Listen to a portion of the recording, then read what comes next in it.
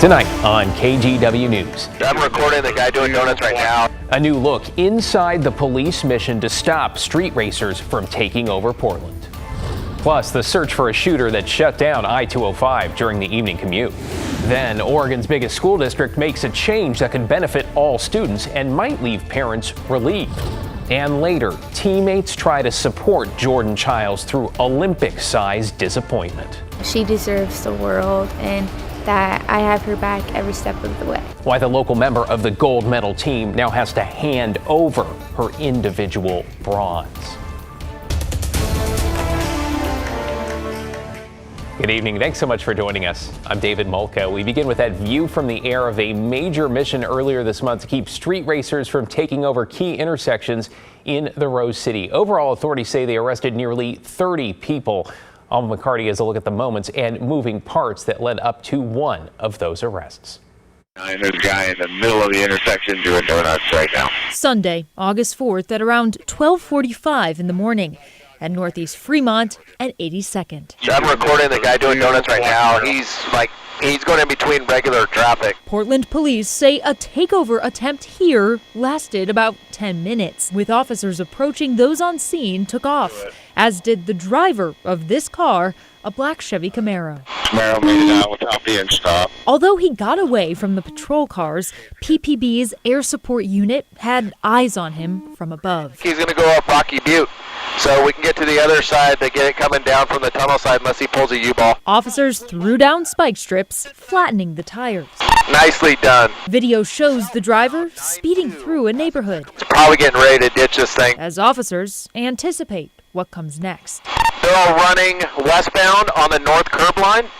Driver's still at the car. Finally, the driver gets out of the Camaro. He went northbound. He's now confused, standing, jumped a fence, and he's laying down behind on the east side. Chaos ensued. KGW spoke with the woman who lives here, watching the scene unfold from her window. Probably, I'm guessing a minimum of between 25 and 30 policemen.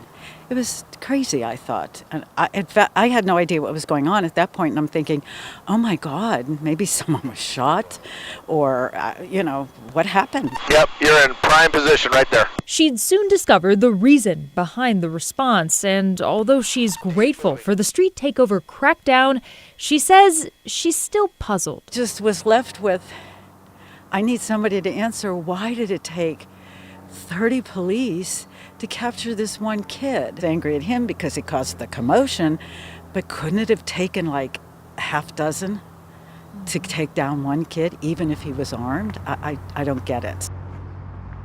And as for that suspect, 25-year-old Victor Furman Camacho, he was booked into the jail on charges of reckless driving, eluding police, and speed racing.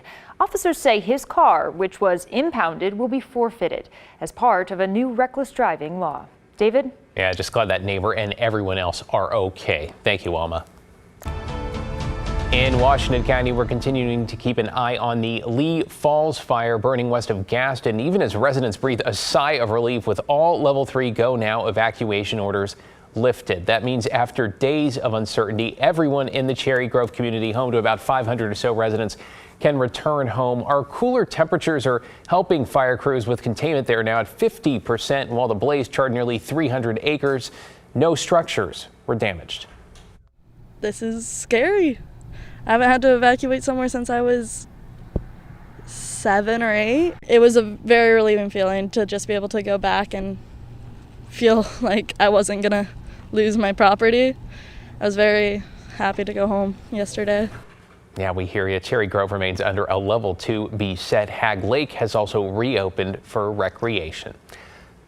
Let's check in with Chief Meteorologist Matt Zafino now with a first look at conditions across our region. Matt? Hey, David, the cool weather is going to continue, and that's really good news for all of the wildfires across the region. Now, it does come with a couple of challenges, that being the wind. But in Portland right now, the wind is very light, north at 6 miles an hour. We're already down to 65 degrees. And we look around the region, we've even got temperatures in the 50s out of Forest Grove right now, 62 at Hag Lake and Hillsborough. So cooling off nicely as we thought it would after a day where we only reached 73 degrees. So the cool weather is here to stay. But when it's cool on the west side this time of the year, usually means it's going to be windy over on the east side. An hour ago, we were still getting gusts of 30 miles an hour out in the Dalles, but the winds have just now dropped off, sustained at 13, no longer any big gusts there.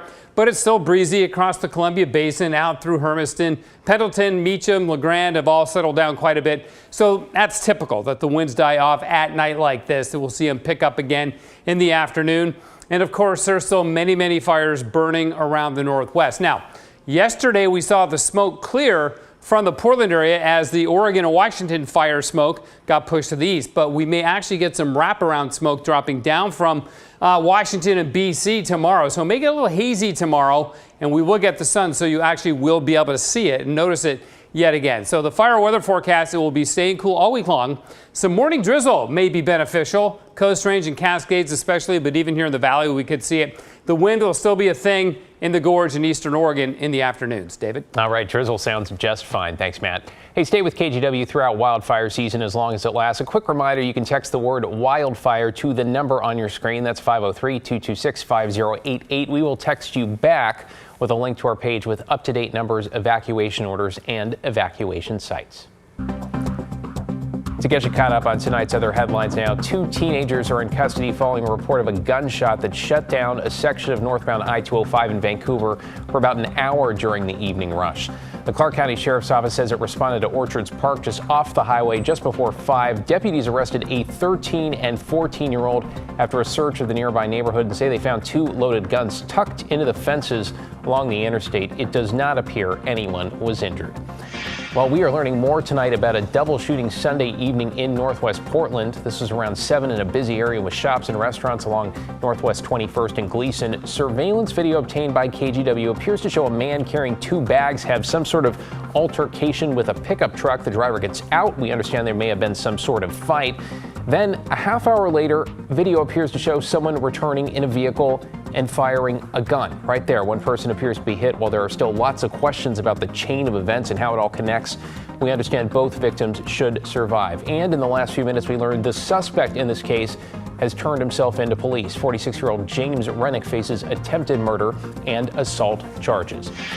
And Portland police are sharing details about another retail theft mission over the weekend. In this one, authorities say they arrested or cited 9 people and recovered $900 worth of stolen goods. Most of the suspects have been charged with theft. Well, new tonight, 2 people are dead in Clackamas County after they were hit by a vehicle over the weekend. Catherine Cook is in the newsroom. And Catherine, making this even more tragic, we're talking about a father and son. David, the family left behind is dealing with incredible loss as investigators try to piece together what led to the crash.